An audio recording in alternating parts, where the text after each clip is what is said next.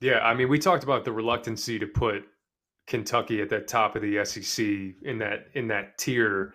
And there's been the same type of reluctancy with Tennessee, and they've gotten cracks at the top. I mean, they've gotten, they got ran out of the gym at Florida.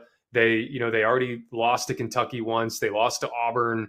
So I think they needed this one to feel like they can kind of be in the hunt. But look, I thought this was one of the most impressive wins of the season. And I thought it was one of the best coaching jobs of the season because the more I watch this game, and look, Zakai Ziegler is such an important piece to have missing. But what it did was, I think, make them a little bit more bigger defensively, a little bit more athletic defensively, because you could bring in Cade Phillips. I mean, Milicic is great as well, but Cade Phillips is more athletic. And if there's any team where you needed that type of personnel, it's against Florida because of their rebounding and because of their guard play. And you needed to bother them. And I thought they did exactly that. I mean, you look at, like, I talked about the personnel, but and the coaching too with Barnes. I mean, Florida couldn't even get into their press that brought them back in the game against South Carolina, because the two times they went into it, Gainey got the ball off the floor, Uptak, Para, and then they had a hit ahead to Chaz Lanier for a three. And then Florida was just reluctant to get back into it. And then offensively, when they got in the half court, then this is the story with Florida, was just, you got great size and positional size, but how are you chasing off-ball screens? I mean, Tennessee runs floppy, meaning like they got two bigs at kind of the block extended, or they're setting those down screens on the baseline to have Lanier, have Gainey fly out. And Florida had no answer for it all night. And Lanier and Gainey were just picking on these dudes because they're like, hey, we're not going to go high ball screen. That's not our strength. We don't have a point guard. So we're just going to go floppy action. And Lanier can either straight cut off it and hit a three, but Lanier and Gainey are so good at reading that defender coming off behind them. Because what floppy action does is occupies both sides, right? Because the ball's in the middle third of the floor. Exactly. So everybody's one pass away. So I'm sitting there and watching, and you got Lanier, and it's like, hey, are you going to try to shortcut this screen? Okay, cool. I'm going to bump back and hit a three. Are you going to trail me? Okay, I'm going to curl. And if I curl, now I got Akpara on a cleared side. I got Cade Phillips on a cleared side. There's no help, no tag. I got a lob. Like, they just were so efficient in that action all second half. And it got Lanier going. It got Gainey going. And the best part, too, was if you don't have the actions off the floppy, then now what you got is Gainey either triggering it from the top of the key, or Meshack, and you just say, hey, one-on-one, head up, late clock, get downhill, get to the basket, middle third. Yeah. I mean, it was such a great game plan without your point guard. I thought it was one of the best coaching jobs of the season. Yeah, and without when you have those guys at the top of the key, there you actually have a matchup that you're going to be able to take advantage of in that spot. So a lot of times it ends up being Walter Clayton on Jordan Gainey, and that's something where he can win that matchup one-on-one. To me, the biggest thing was Florida came in as I mean, this is supposed to be one of the best offensive teams in America, right? This is supposed to be a team that could put up 80, 90, 100 points on any given night. You shoot 24% from the floor. They were 4 for 27 for 3.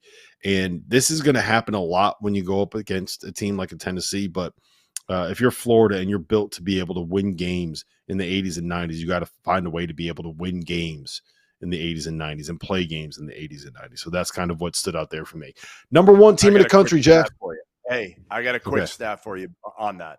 So the last time Florida was held under 45 points, 1990. That's 1,167. Was that Lon Kruger? Was Lon Kruger still at Florida then? Might have been Lon. That might have been Lon Kruger. That's a hell of a stat. Number one team in the country. It's 12:31. We are 91 minutes into the show, and we are now talking about the number one team in the country going on the road and winning a game against a ranked opponent. Auburn shoots 14 for 28 from three. Janai Broome has 20 points, 12 boards, and 4 assists, and is very clearly not healthy yet. And the Auburn Tigers beat Ole Miss 92-82 in Oxford. The thing that stood out to me more than anything else, Jeff, Chad Baker-Mazara, Todd Pettiford, Miles Kelly, those guys made the threes that they needed to make, and Auburn was able to win just kind of running stuff through Janai Broome, letting Ole Miss come and double, and letting him kind of pick people out all over the place. That's the thing. That's the difference now is, right, you've surrounded Janai Broome. I remember when we saw him play Kentucky last year. It felt like there weren't good enough pieces around him. Now it's pick your poison, right? You try to double him, he's going to kick it out. And again, we saw a game last week where they did make shots, but that's a rarity.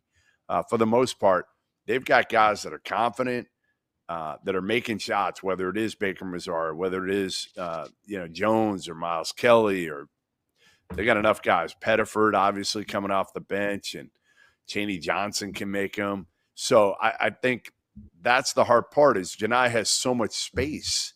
It's like, what do you do? What do you do? You go ahead, try to double him. He's a pretty good passer in the post. And if you don't double him, he's going to pick you apart, especially Ole Miss. Ole Miss just doesn't have the bigs to match up. So just another win, just another road win for an Auburn team that is just methodical, professional. They just win, man. They just win. I don't think they're the highest upside team, but Mike, here's the thing that really blows my mind when it comes to Auburn, right?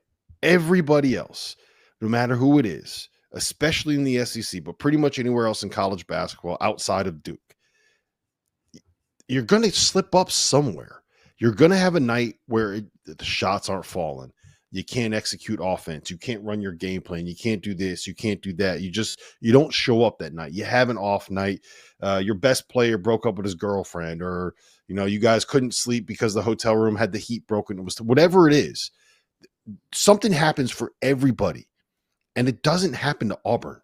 They don't lose. They're off nights. They find a way to be able to win at South Carolina without Janai Broome, right? They're off nights. They find a way to be able to win. They're off nights. They beat Tennessee in their own building when they only score 53 points. I'm completely blown away every time I see them find a way to be able to do something like this. They just get it done. They just get the job done. Doesn't matter how they do it. You're right. And look, it's a strength in numbers thing for them. Right? We saw that on display today. And there's two sides to that, right? There are certainly strength in numbers for them, but a lot of it is centered around the gravity of Janai Broome. Because I just think about that second half in general, and ESPN was flashing the graphic.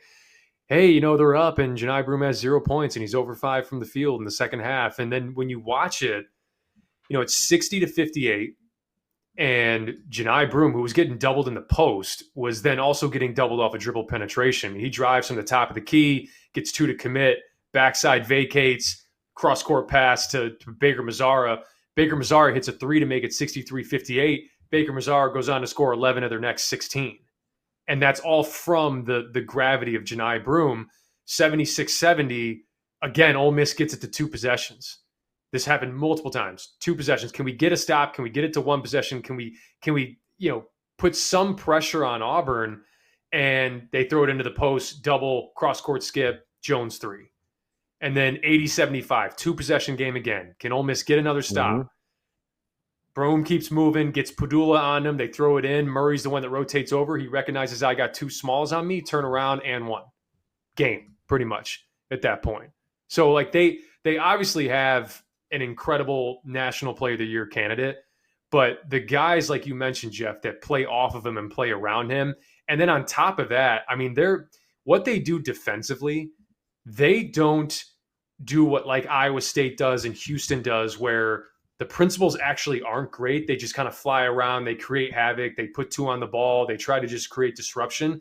Auburn is much more, they point switch. They switch 5 ways, and it's their communication. And when I watch them defensively, it's unbelievable how much they're able to process with the amount of switching they do off ball, all 5 ways.